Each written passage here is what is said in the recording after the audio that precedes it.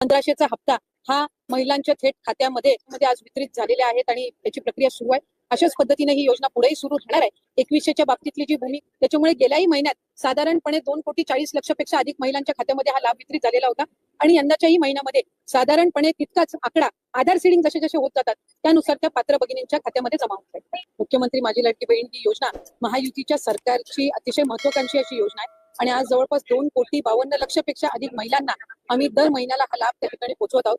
खरं तर विरोधकांनी तर अशा पद्धतीच्या सुद्धा वावड्या उठवल्या होत्या किंवा अशा पद्धतीचा सुद्धा अपप्रचार सुरू केला होता की निवडणुका झाल्यानंतर महायुतीचं सरकार आल्यानंतर महायुतीचं सरकार ही योजना बंद करेल, अशा पद्धतीचा अपप्रचार त्यांनी सुरू केला होता.